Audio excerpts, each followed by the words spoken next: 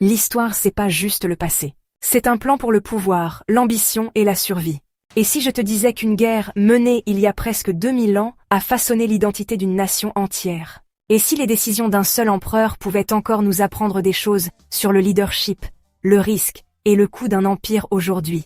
Parlons des guerres daces, les batailles qui ont agrandi Rome, changé l'Europe et cimenté l'héritage de Trajan pour toujours. Bon, imaginez.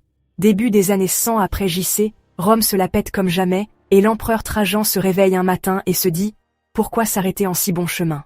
Arrive la Dacie, un royaume puissant dans ce qui est aujourd'hui la Roumanie, dirigé par Décébal, un type qui avait déjà déjoué les plans de Rome une fois, et qui était en gros ce boss de jeux vidéo que tu pensais avoir battu, mais qui avait une deuxième barre de vie. Rome avait essayé de gérer la Dacie sous l'empereur Domitien une décennie plus tôt, mais au lieu de les anéantir, ils ont fini par payer Décébal pour maintenir la paix, en lui donnant de l'argent, des ingénieurs et des armes, qu'il a ensuite utilisées pour rendre la Dacie encore plus forte. Malin le gars. Mais Trajan, lui, il n'allait pas financer son propre ennemi. Donc, en 101 après JC, il a décidé de régler ce problème à la romaine, en conquérant. Il a passé des années à préparer, construire des fortifications, et même à construire le plus long pont du monde à l'époque sur le Danube, juste pour être sûr que ses troupes puissent débarquer sans problème. Quand les combats ont commencé, Décébal ne s'est pas laissé faire. Il a utilisé des tactiques de guérilla, des embuscades, et le terrain accidenté pour tenir Rome en alerte. Mais quand ton adversaire, c'est tout l'Empire romain, t'as pas vraiment la chance de ton côté. En 102 après Géulcé, Décébal a dû se rendre à des conditions humiliantes. Mais c'est là que les choses prennent une tournure inattendue.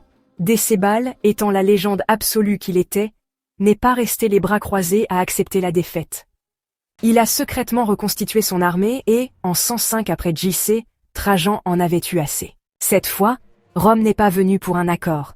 Ils sont venus pour en finir. La seconde guerre dace a été brutale, se terminant par la prise de la capitale dace, Sarmizegetusa, par les Romains.